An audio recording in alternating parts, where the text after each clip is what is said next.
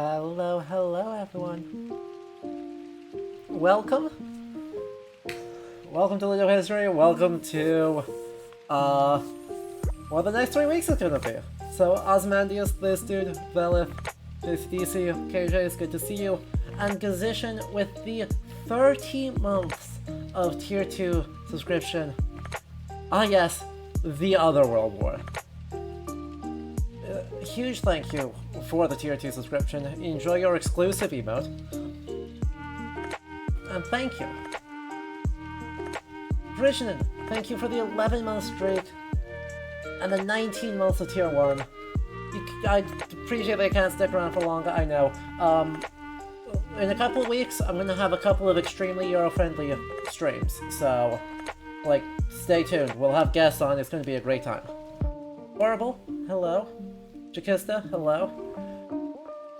Y'all, I have been reaching far outside my comfort zone for this one.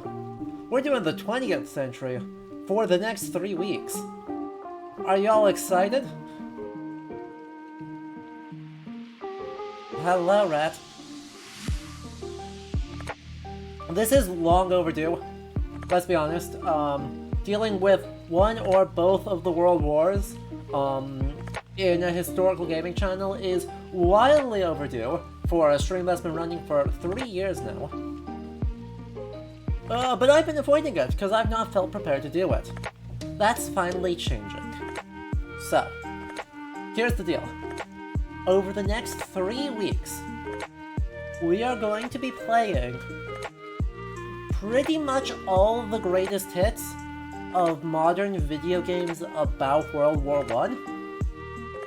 And we're going to be taking a chance here to see some of the different narratives that are coming up, the different ways people are dealing with the Great War, and trying to go from there into some discussions about, how can we deal with a conflict like World War I in interactive media. So, here's the list of games. We're starting off this week with Valiant Hearts, a game developed by Ubisoft Paris, released in 2014 in collaboration with some of the French Centenary researchers and planners, so widely regarded as one of, if not the best portrayal of the First World War. Then, we're taking up the game that came out this year, The Great War Western Front, for a real-time strategy look at the war on an operational level, and really getting to spend probably 3 full streams, about 10 hours of game time, in with that game to really explore it, to see how they're turning something that really has a very static front for 4 years into an interesting real-time strategy game. Then, we're going to be pivoting from strategy games into first-person shooters, spending a week with Black Hill Games' trilogy, Verdun 1914 to 1918, Tannenberg, and Isonzo, to explore the Western Front, the Eastern Front, and the Italian Front, respectively, along with, probably around there, some discussions of more nitty-gritty on specific battles, specific operations, and why the fuck it was so bad.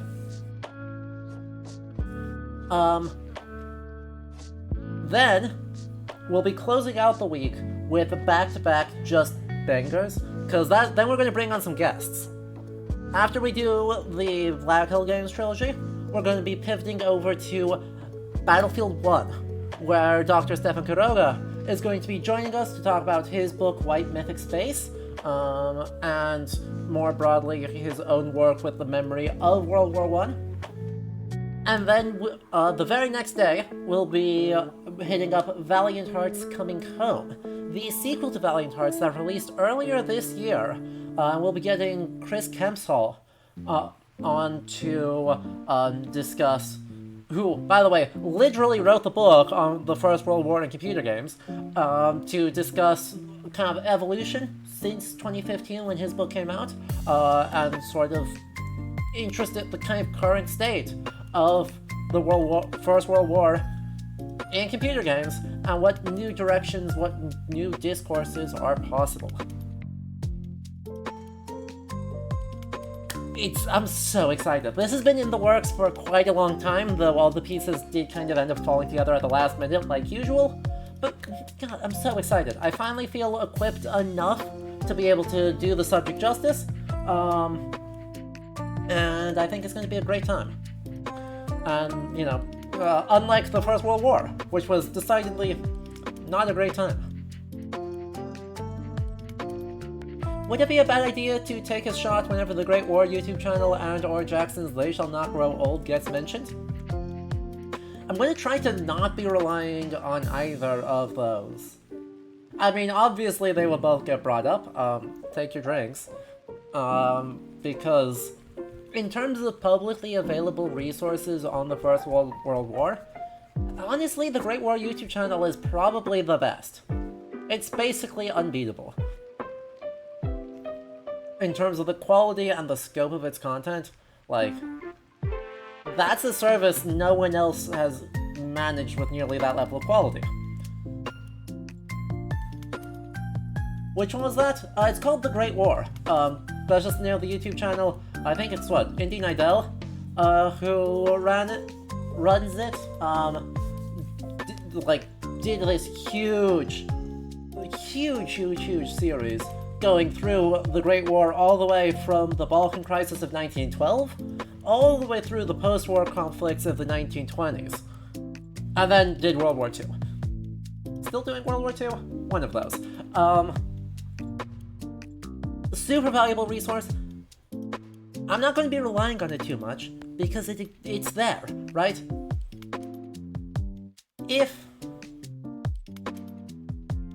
Until 1919 and then 1920, and then they switched hosts. Gotcha. Perfect. Anyway, right? They know more about World War I than I do. They know more about World War I than I ever will. So rather than trying to, you know, stand in for that knowledge, for that wealth of resources, if you're interested in it, just go over there. Check out all their stuff. It's worth your time. Exactly, on a week-by-week basis, which was just insane. Right, it's an extremely interesting project with a lot of really important topical deep dives into various aspects of the war. I can't replace that knowledge. My specialization is medieval history, and medieval Scandinavian literature at that. Not the 20th century, not military history, not the level of archival research and knowledge that it takes to be able to do that fully. So I'm not going to try and replace that.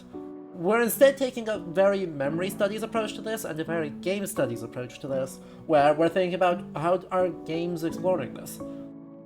What stories are we telling about World War I? As much as the details of the war itself, right? What stories do we tell? How do we tell those stories, and what does all of that mean? Right? So that's the approach we're taking, so, you know, hopefully, rather than, just doing the Great War but worse, bringing something new to the table. On that note, though, I want to take some time here at the start of the streams and at the start of the series to take a look at what we imagine the Great War to be, right? Because all these games are working from a century-long history of adaptation. In fact, every single, except for Verdun, every single game we're playing has been released on or after the centenary of World War I. So, like,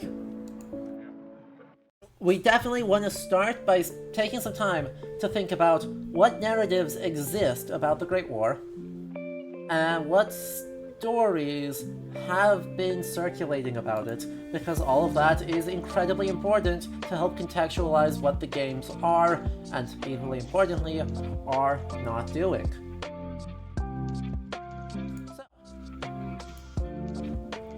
I've got here, you know, the oh-so-valuable Google Doc, peak content right here. let's talk a little bit about World War I.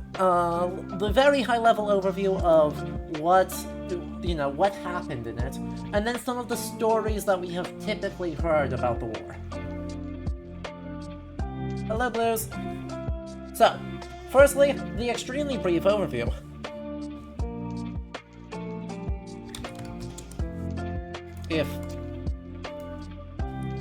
There we go.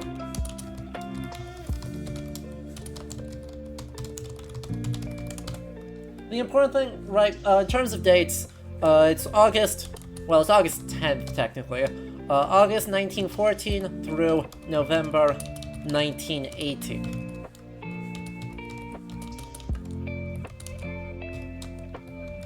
Is the canonical, right, declaration of war to declaration of armistice.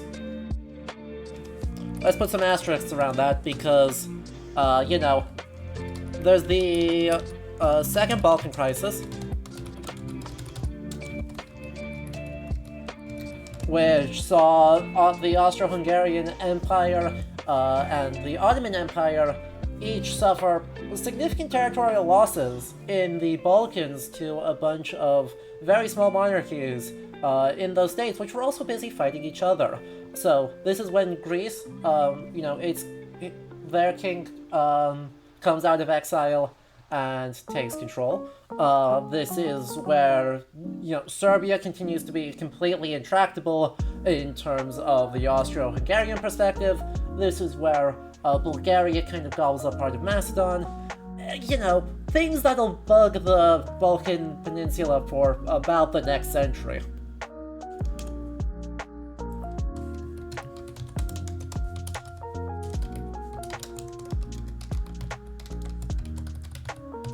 Sadly, in 1914, the largest pro-peace member of the Austro-Hungarian elite gets assassinated in...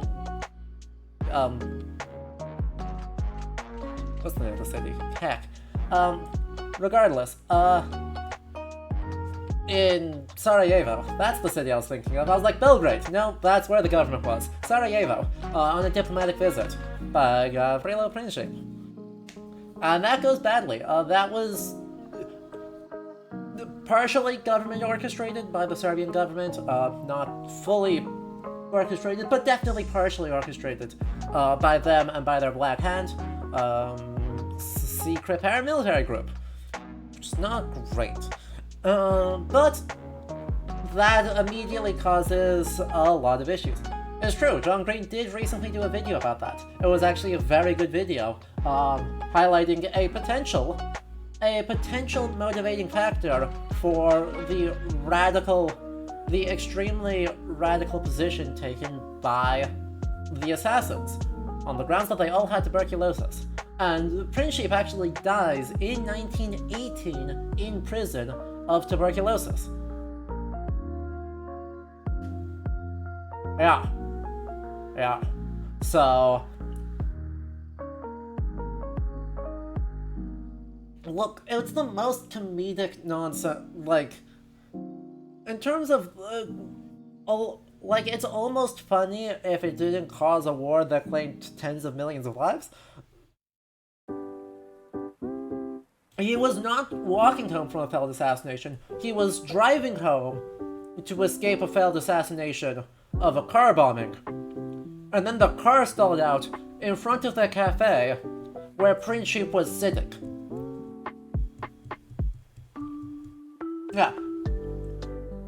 Yeah, so there was an attempted assassination elsewhere in Sarajevo. It missed. The car was going back to the hotel, and it stalled out while Princip was walking by.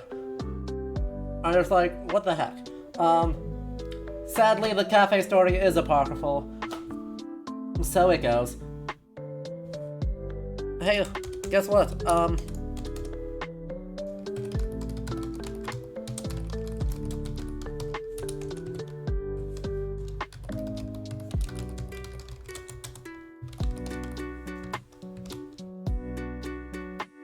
We'll put some scarecrows around that.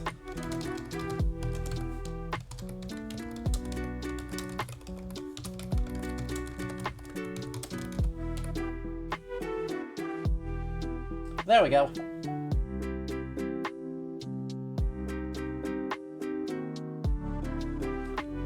right, in terms of the narratives about the war, right, that is a big one. The fact that the war was started just kind of randomly, right? That the Serbian assassination attempt was inept, hastily put together, and it only worked due to dumb luck. And everything after, right?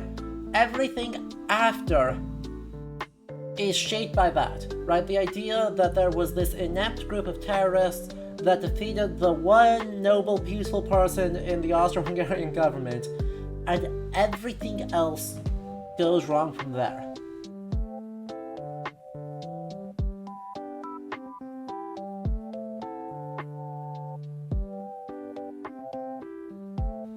Now, there was a lot of things that went wrong, right? The cyanide pills weren't strong enough, because there was going to be, you assassinate them and they take cyanide pills so no one could trace you back. Obviously. Wasn't strong enough, so they didn't die. The guns jammed, the bombing didn't work. It was a mess. It was, by all accounts, a botched assassination attempt. This is a variety of music. We're just on a playlist of remixes by Helland, so it's a wide variety of stuff. Yeah. Right, the consequence of this narrative is, war equals also inept, kinda accidental. Because here's where we get into the important things, right? Spring and summer 1914.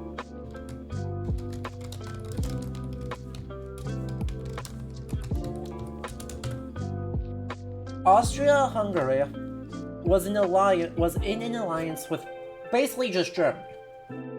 Right, those two are the closest business partners. They were incredibly tightly interwoven in terms of their strategic identity. They were diplomatically checked by a three-way alliance that was extremely uneasy: Britain, France, and Russia.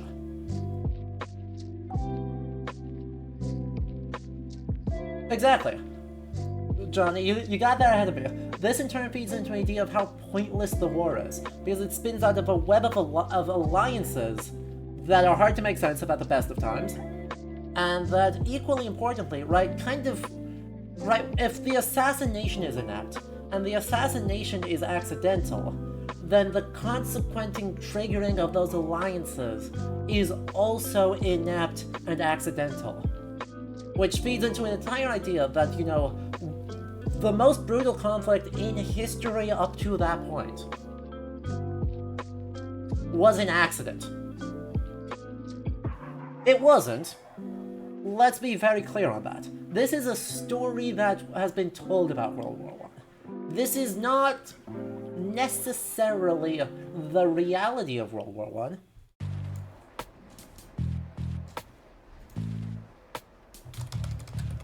But it's definitely one of the stories we tell.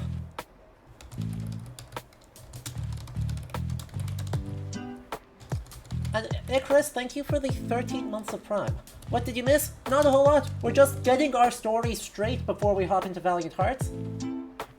Because having a brief, high-level overview of what World War I is, so we're all working on what some of the stories we've told about World War I are, is useful to contextualize all the games we'll be playing over the next 3 weeks.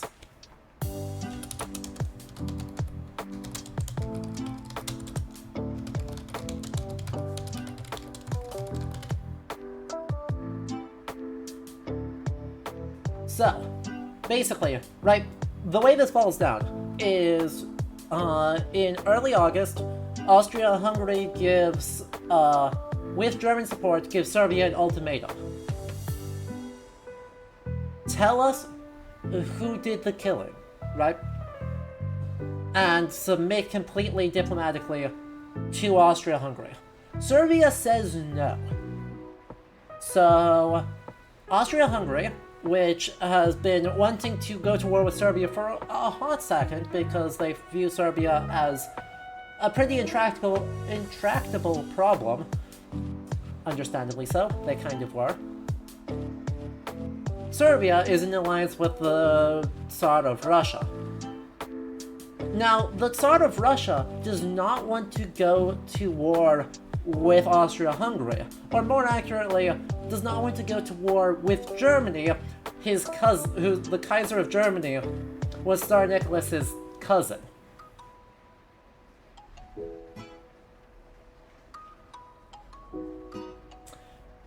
The Russian military hierarchy absolutely freaking wanted to go to war with Germany, because if they won, the gains were enormous. So, the military hierarchy wins out, and Russia declares war on Austria-Hungary, which means Germany declares war on Russia, which means France declares war on Germany and Austria-Hungary, and Britain, after much hemming and hawing, in later 1914, hops in. The Ottoman Empire doesn't actually join the war until November 1914. Then they sign on to the Triple Power side, or the Central Power side, and then various other groups pop in and out, like Italy joins in 1915 on the Triple Entente side. Romania joins on the Triple Entente side. Bulgaria joins on the Central Power side. It's just a mess. So, is the narrative correct about Bismarck setting up an alliance framework intended to make war in Europe effectively impossible, which then broke down? That's Bismarck fans overstating his achievements. There's a lot of plans circulating, and certainly Bismarck was a diplomatic genius. Does a lot to secure Germany's geopolitical position. Realistically, Bismarck's goals could only be maintained one generation after Bismarck. Like, it basically takes someone of Bismarck's talent and diplomatic skill in order to maintain that web of alliances. And as various other things show up, repeated war in the Balkans, the partitioning of Africa, continuing with various colonial wars, geopolitical interest in the Middle East starting to move, especially between Russia and the UK. Right, all of these things are continuing to move. And basically, by 1913, everyone knows war is going to happen and what war is going to look like. Right? Germany and the UK are basically in a Cold War. Yeah, they're in an arms race over the North Sea between the Royal Navy and the German Imperial Navy.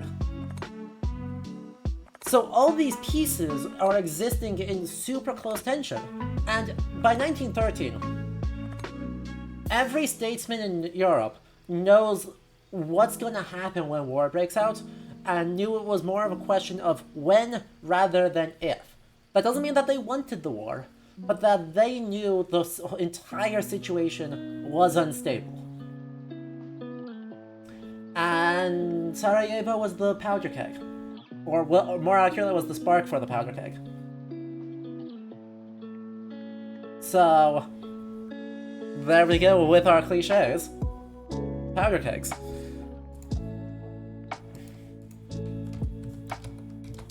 And then Italy. And then Romania. And then not Romania. And then not Russia. And then the US. And then Romania again.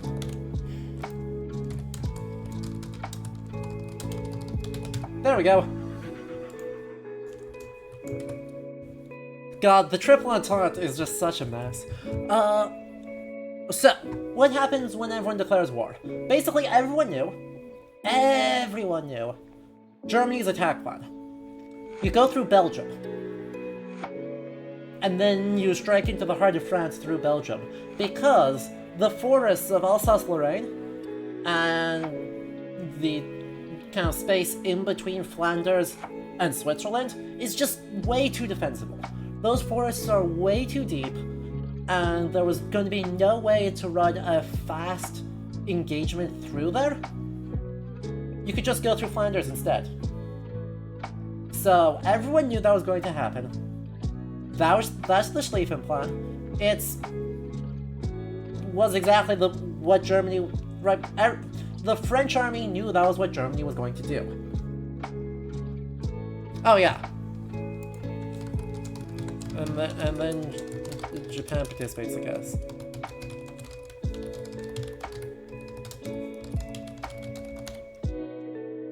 Good time zones, Chief Serena. So.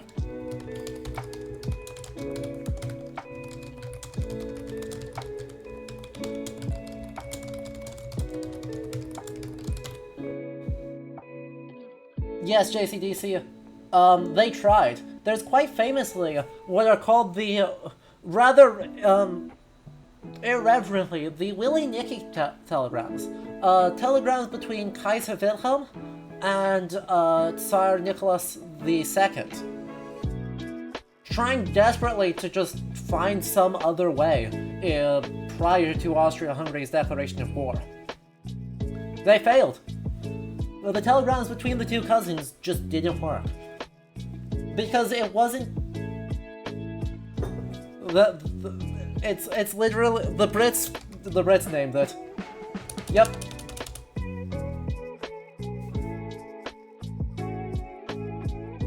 Yep, Willy Nicky. So, the German plan works, until it doesn't. Because in 1914, September 1914, about 30 miles away from Paris, the German army just falls apart. There you go, the hydrate. Using Belgian raspberry beer. Which, given that we're talking about the attack on Belgium, is either extremely thematically appropriate or extremely insensitive. Not sure which.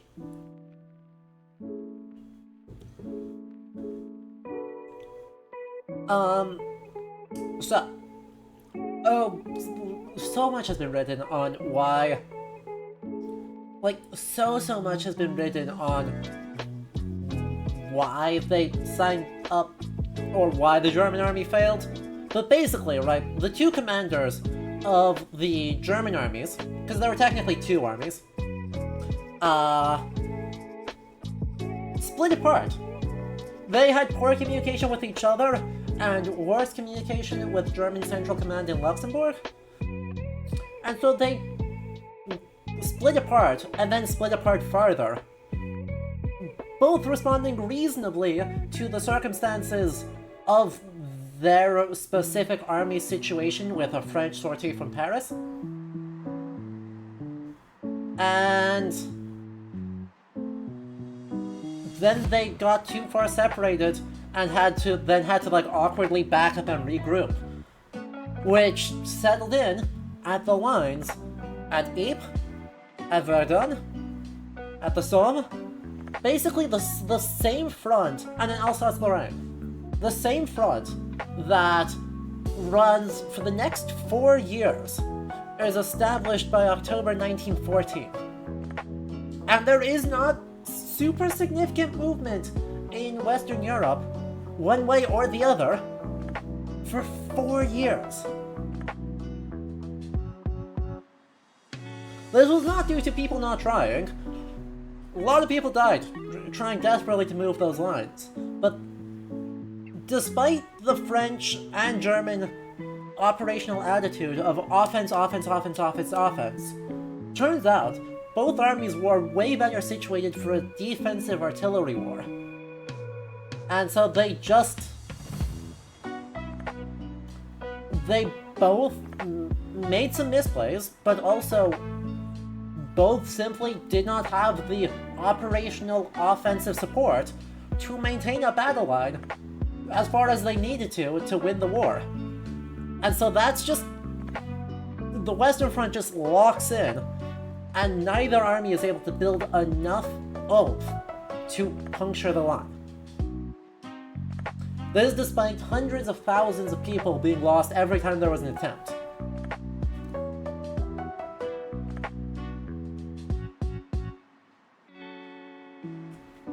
Well, this isn't quite true, KJ, right? the Eastern Front remains intensely mobile. Now, once it becomes fortified, right, World War I cavalry, despite being important and sophisticated, and tanks, and chlorine gas, and artillery bombardments, and everything else, and airplane bombings. Once someone has fortified, the defensive tools available to them were just so strong that there was no offensive capacity until 1918 to break it. But it's not an inevitable truism of the technological state of World War I that being mobile had fallen behind the ability to kill people who are mobile. Exactly. The Eastern Front doesn't get trenches in the same way. They still do build trenches, right? That still is standard practice. But they aren't able to fortify nearly to the same extent. And, I mean, the Eastern Front is characterized by just a bunch of goofy stuff happening. Right? Russia just catastrophically loses against an army 10% its size?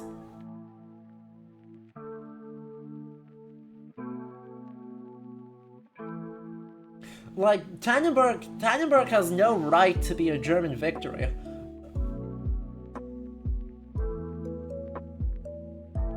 But then Russia loses, despite the massively larger army. The Carpathian passes between Austria-Hungary, Romania, and Russia are just catastrophic, right? You can't build trenches in the mountains, but those mountain passes are innately so well defended that, like, hundreds of thousands of people die in the Carpathians. But yeah, Brusilov and Zaporov were just so close to winning, and then they just didn't. And it's like, what? But Gallipoli gets huge trenches dug in. The Isonzo has ridiculous fortifications. So there still are trench warfare all across. But yeah, broadly speaking, right, that the Eastern Front remains much more mobile, and Austro-Hungary takes Belgrade. They take Bucharest.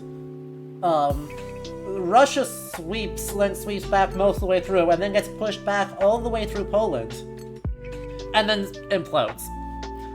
And then Russia does Russia things in 1917, and yeah. But yeah, what is the point of trenches? You don't really get the trench warfare thing. You just wait till the enemy is being stupid and stands up too high so you can shoot them? I mean, yes, but broadly speaking, right, the goal of the trenches has two goals. The first one is to keep your people safe, so that you can reposition units where you need to for offenses without them getting shot at. Thing two, it's designed to lock down the other person, right? So, right, it protects your own people, and it makes the enemy commit resources to also protecting that location. So you just lock up each other's resources all the way down the line, and then the yearly big attacks where all the damages happen are basically this concentrated period of a couple of weeks where there's going to be 300,000 people are going to attack the same spot in the trench line with the goal of overwhelming it, capturing the trenches, and using that as a staging ground to gain control of the rest of the front. Those all fail.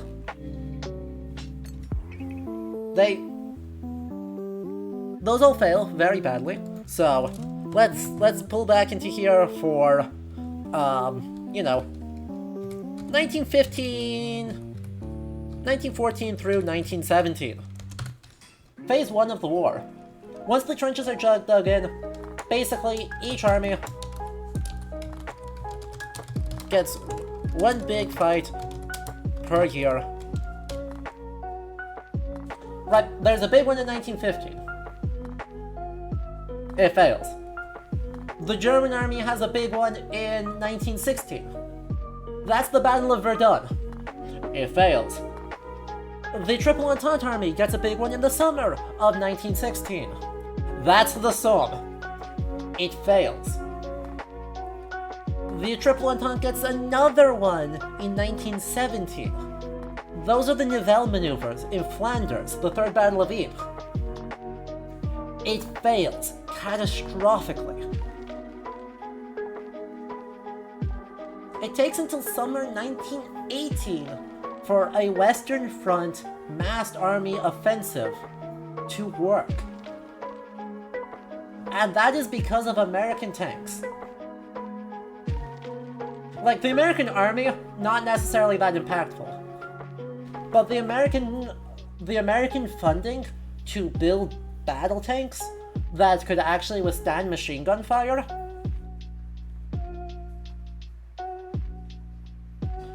yeah, that's a big deal.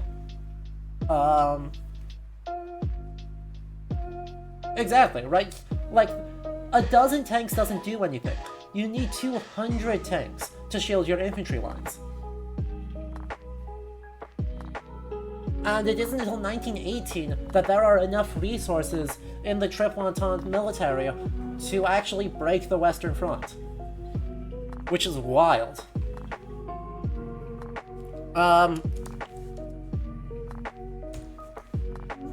Then, you know,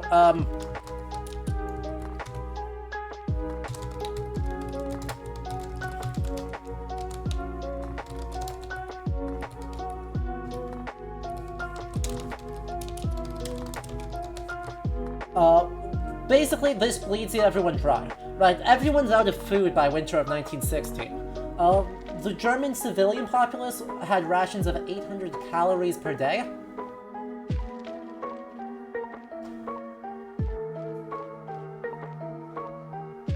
So, yeah. And Raptorus, thank you for 24 months of Prime. So this is bad. And Germany was doing better than the rest of the Central Powers were. Like, Germany had 800 calories a day, Austria-Hungary was just starving, and the Ottoman Empire was just starving. Which is rough. Which is very rough.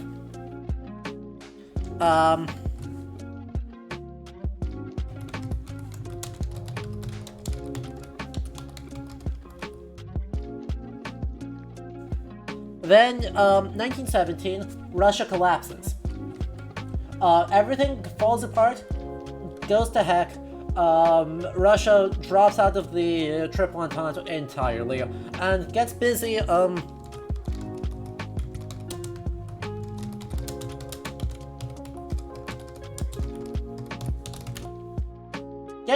having a civil war that will result in the formation of the Soviet Union. Which, by the way, Parisian, I think this right here explains why Ukraine joined the Central Powers in 1918. As the Bolsheviks were taking control, they were being awfully territorial, and Germany was able to promise sovereignty to Ukraine. Yeah, also a lot of wars for independence, right? The Czechoslovak Legion was loosely allied with the Whites against the Bolsheviks because they wanted a Czechoslovak state. I mean, the White Army wasn't better, but by default, right, most of the independence wars ally with the Whites because they didn't want the Bolsheviks in charge. Rashkivar, yes it did. Right, but specifically, right, this is the remains of Tsarist loyalist military forces.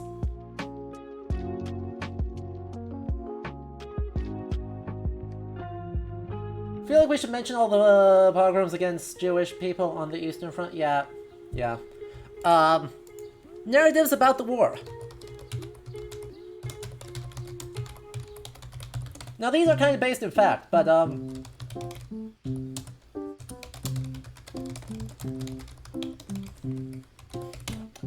the German army was awful in Belgium in 1914. Like, oh man, they were awful.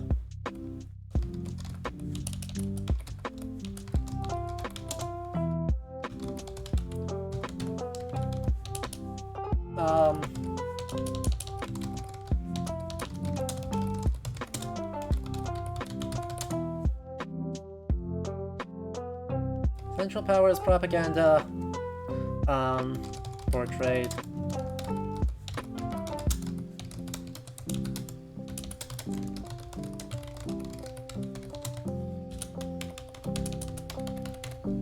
This is part of the story, right? This is not all of the story, but part of it is that German and Austro-Hungarian propaganda in 1917 and 1918 portrays the Bolshevik uprisings as a Jewish-led conspiracy, which is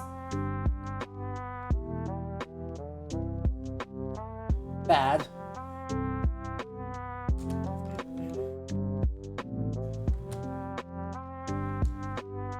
Awful performance on a humanitarian level. On a humanitarian level.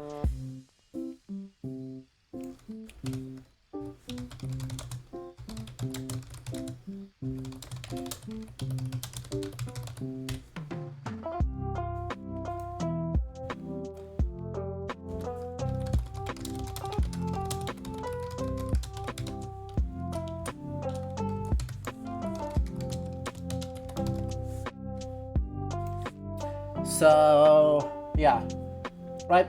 These are real parts of the war, but also are something that show up as part of a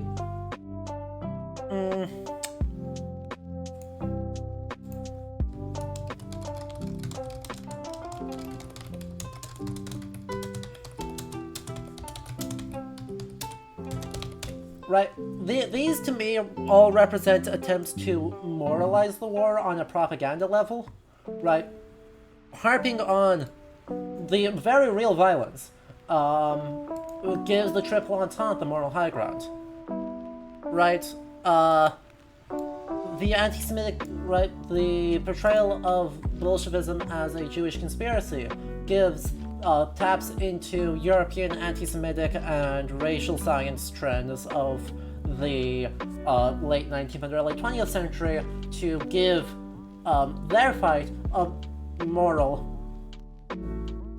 ground of defense. See also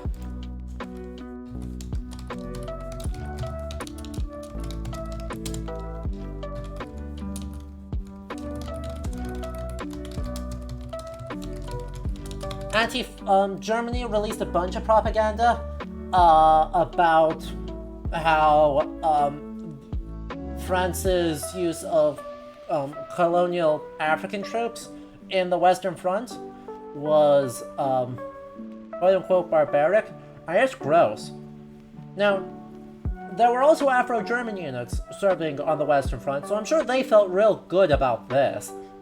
But yeah, there's German propaganda from 1916 that talks about, like, uses incredibly racist caricatures of black troops in the French army, who were largely impressed into service as part of French colonialism. Yeah. See also, the wartime moniker of the Germans as Huns. Correct.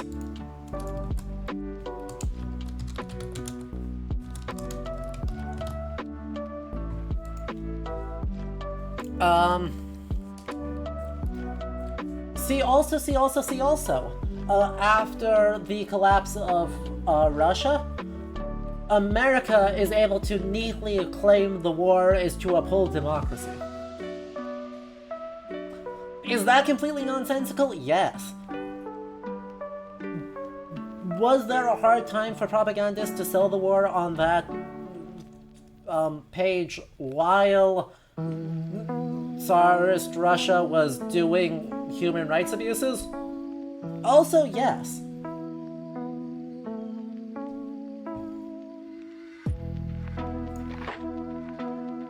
So all of these, right, especially in propaganda during the war, are desperately trying to moralize the war, right? To make it a narrative that people can sign on to.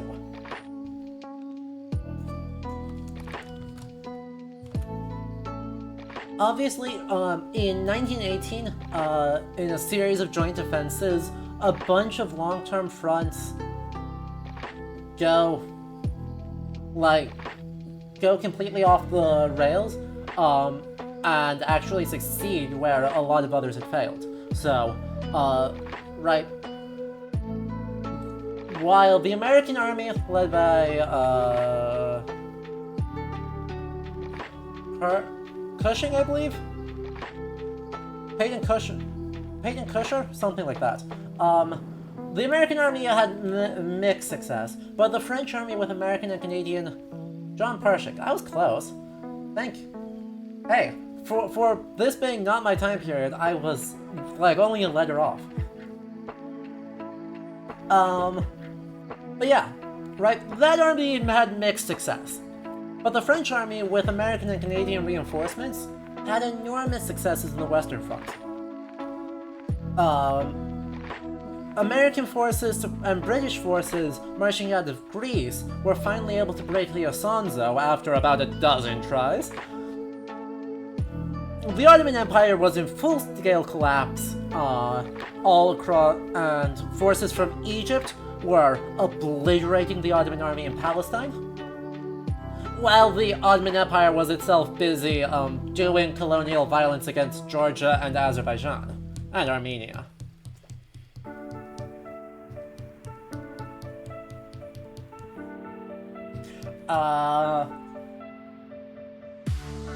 Persia was sick of everyone's shit and was like, please go away. The German colonies in East Africa finally failed. You and Miss Zero Valiant Hearts, Magistressa, we are setting our groundwork. We are still setting our groundwork. Romania signs back onto the war to get a taste of Germany. And pretty much right, the entire front on all angles collapses, and on November 10th, 1918, they officially sign armistices. Right, also 1917.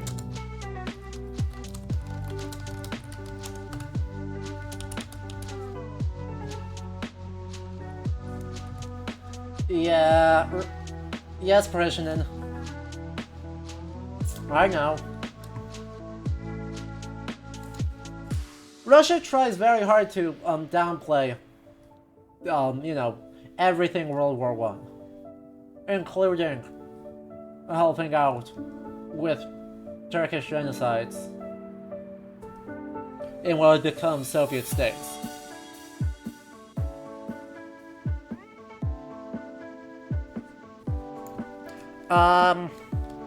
So, what other narratives do we get told in this period, right?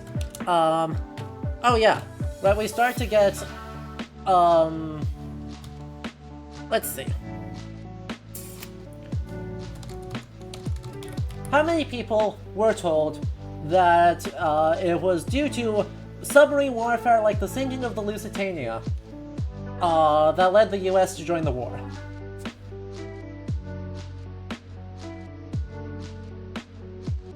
This is halfway a lie. The Lusitania was sunk very early in the war. It was the renewal of unrestricted submarine warfare that put a lot of pressure on the US to join the war effort. The Lusitania itself was seen as very bad and led to the cessation of unrestricted submarine warfare because everyone realized if the US hopped on the Entente side, it was going to be real bad. And so everyone was like, let's just back off. And it wasn't until 1917, when unrestricted submarine warfare resumes, that the US signs on.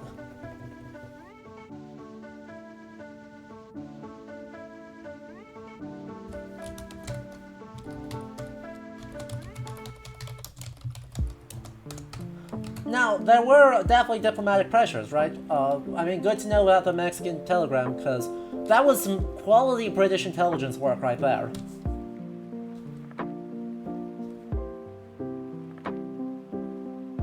Right?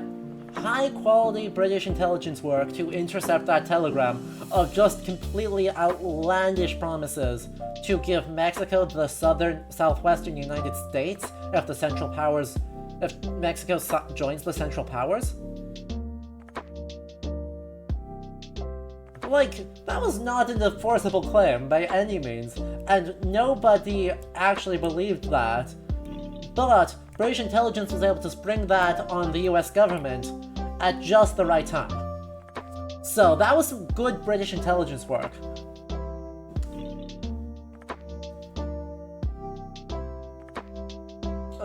See, Rashkavar, that's the fun thing. The telegram leak actually occurs after the US government tells US banks, stop funding this damn war. Like in 1916, the US government tells US banks to stop loaning money to Britain. And Britain's like, France, can you foot the bill? Can you foot the bill for a bit? And France is like, no, we're absolutely not. And so the Entente was almost bankrupt because the US government was like, you are loaning too much money, please stop. And then the US government signs on to the war, and then America's economic power just flows full force back into England and France. As it turns out, war is very expensive, and even the US's resources were not infinite.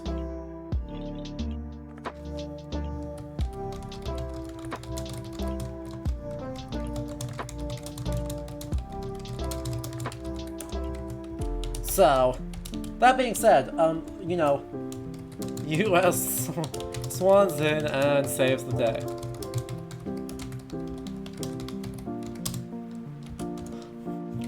I think we can leave it there. So much for the war itself. I think a lot of the most interesting and impactful narratives start after the war. Right?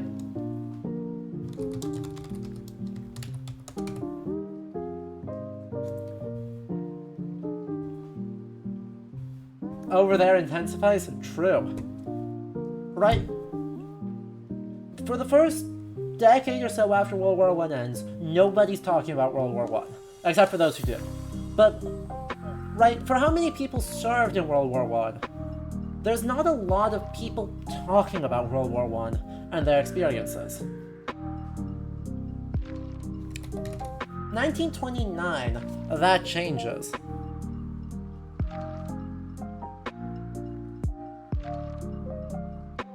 Right. There is still people, right? There are still some memoirs and some plays, but nothing compared to what the 20s are gonna, right? The end of the 20s and 1930 are going to get talked about, right? There's a huge uptick observable, right? Okay, that's fair. That's fair. Magistressa, let's put that note in because that's a big deal.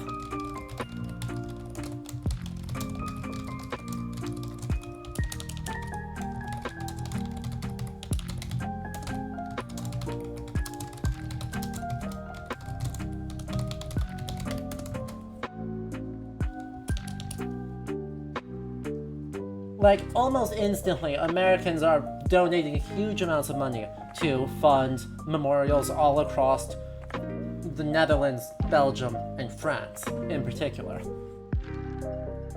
The Belgian memorials all banned Germans, because, yeah, shocking. I'm just staggered.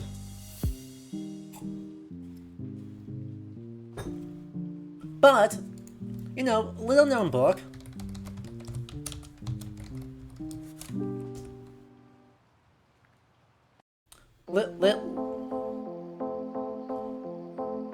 It's all just the movie now. Fine. Little known book by Eric Remarque.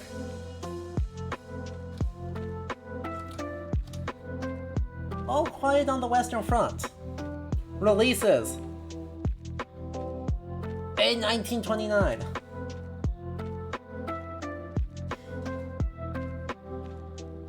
And is immediately, like, it is not the first, it is not the most successful. It is probably the most important novel about World War I.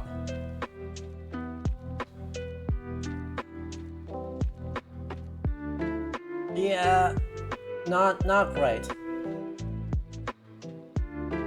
Quick mention, Ludendorff, the head of the German army, saying the German army wasn't defeated on the field but stabbed in the back by politicians and bankers. Yeah, Ludendorff, not your best moment. Amazing that an elderly general pulled out of retirement who won miracle victories in fights he should not have won might have problematic takes.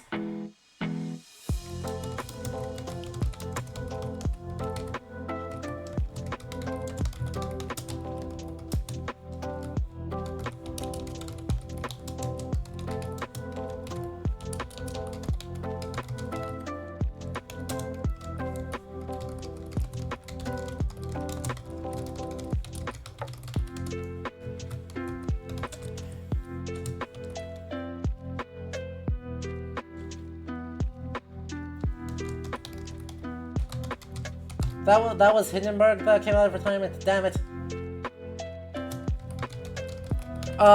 Other important film notes, right? 1916,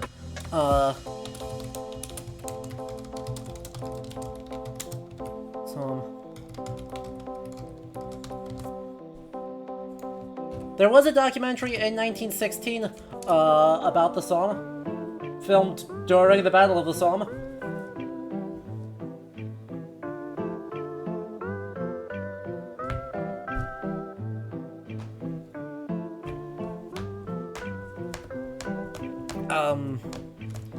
They staged a bunch of it, but still, one of the more documentary-like things in World War I was in 1916. Yeah, barbed wire.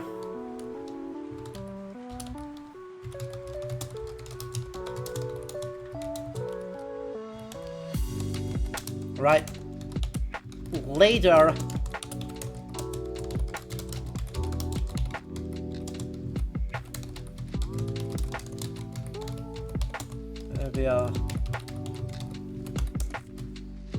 right.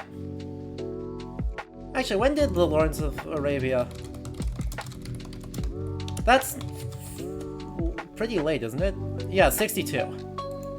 That's what I thought. So that's all later. So let's put a, you know, put a gap in there, because these are all part of a different chain. Right? Lawrence of Arabia is weird. Lawrence of Arabia fits much more in line with some of the earlier stuff than it does with Oh What a Lovely War or Blackadder, both of which are very, dark satirical, right? Lawrence of Arabia is very chivalric heroic in its portrayal of the war effort. Anyway, themes.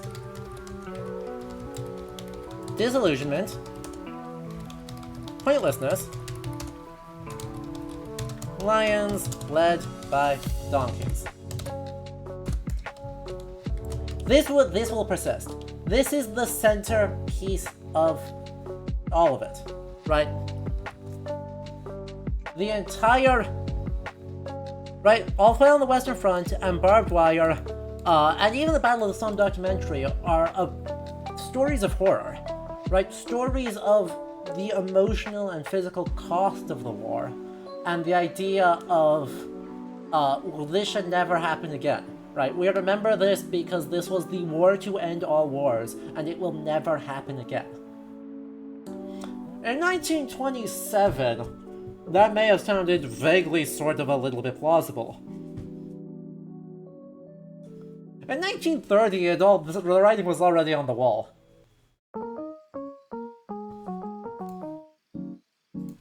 Oops. But still, right? I always get the sense that World War I is treated as more miserable than World War II. Absolutely.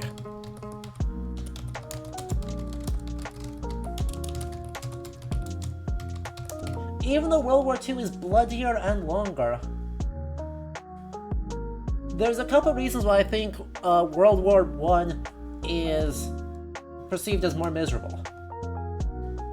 Point A, more static, right? The Western Front has achieved so much prominence in media and memory that the fact that there are 4 years fighting over the same patch of ground, you can watch 4 years of damage and mud accrue.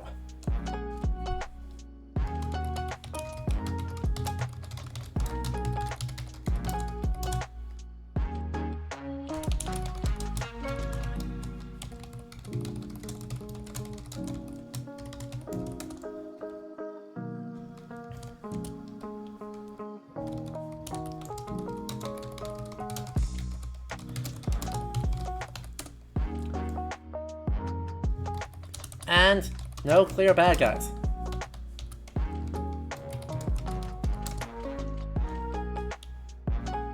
Yep. This is already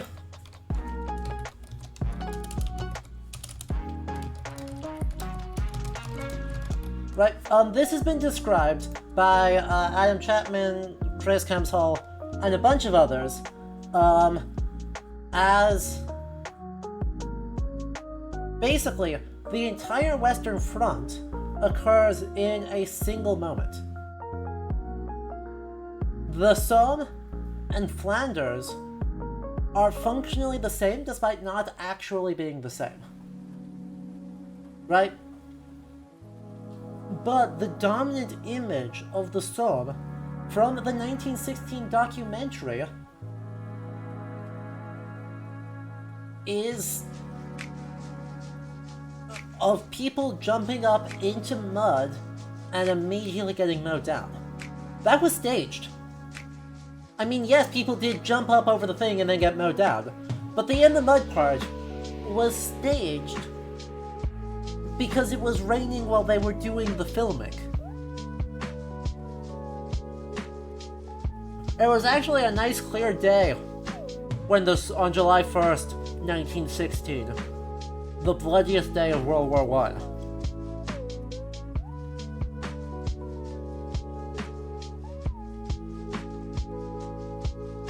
Now, the 1917 offenses near Ypres, those were muddy. That was a flat mud field all the way across Flanders. So yeah, right, the 1917 offenses and the 1916 offenses, and these moments of catastrophic battle all get elided into one moment of just browns and grays and bloods and horror. And it's like, huh?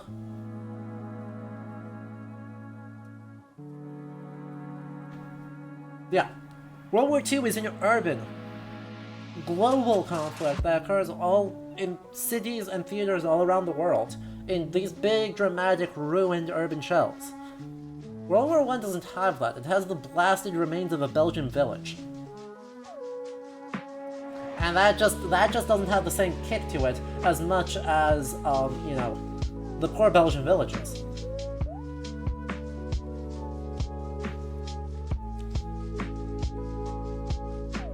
But yeah, so that gives us a good number of things, right? Our main trends, right? Inept or evil commanders against fundamentally noble people. Big emphasis on mud and guts and accumulated death.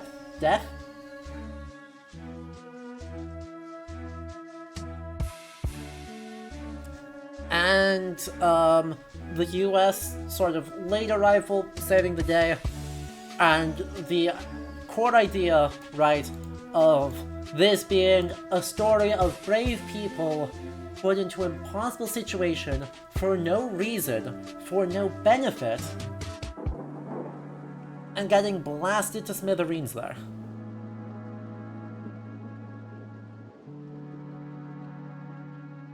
There's a Brett Devereaux essay on how portrayals of the Western Front of World War I have influenced the portrayal of battlefields in almost all visual media. Yeah. The Western Front in World War I and the ideologies of World War II, I think those two get smooshed together into basically everything before and after, right? So, we get like the 1-2 punch of World War I visuals and World War II iconography, or ideology, getting stacked on top of each other. Oh, also, World War II weaponry.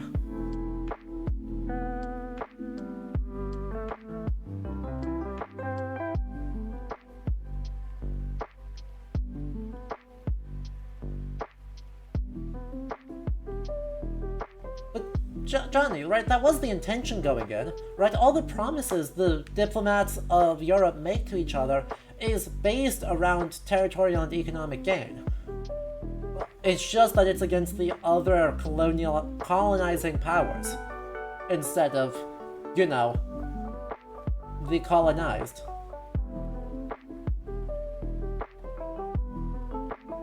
Yeah, the 1917 mutinies, KJ, where soldiers just, like, gave up and just were like, no. Alright, JCDC, have a good night. The commanders in Serbia is interestingly unique because they're over-romanticized and seen as the only good ones in the war. Well, something about, you know, losing relatively early probably helps that. Like, that's super interesting. It makes a lot of sense to me. But I'm guessing as a result of the Serbian government having to go into exile in, like, 1916.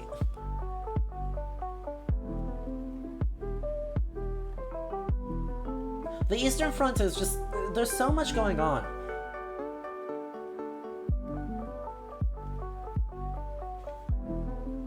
For all it's worth, Serbia lasted longer than anyone thought. That's true. Like, the fact that it took until 1916 is quite impressive, but, right, the worst fatigue of the war doesn't have Serbian commanders having to try and coordinate with, you know, Russian, French, and English commanders anymore.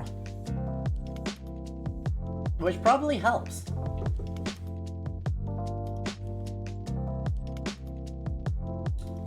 Anyway though, I think that gives us a place to begin with, right? We'll be revisiting this document a lot. Throughout the next few weeks, we're going to be revisiting this document quite a lot. Specifically, right, when we're talking about the specific fronts, right, Verdun, Isonzo, Tannenberg, in that week, when we're playing all the Black Hill Games shooters, we're going to spend a lot of time talking about those. Specific battles, we'll be coming back here for those. But first, we are going to take an ad break. We do this every hour so that I can get up, stretch, get a refill. And then when we come back, we're going to be hopping into Valiant Hearts, getting us started on that game, and getting to look at the first and arguably the best take on World War I that we've seen in video games. There's going to be, there will be Doug. There will be a very cute puppy. And there's going to be a lot of reading shinies. Because you know I intend to pick up every shiny in this game. Have you met me?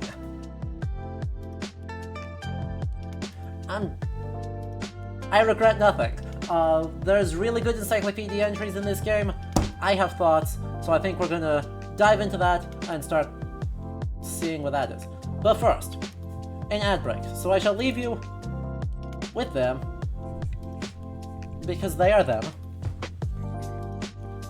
And we'll be back in just a couple of minutes, so don't go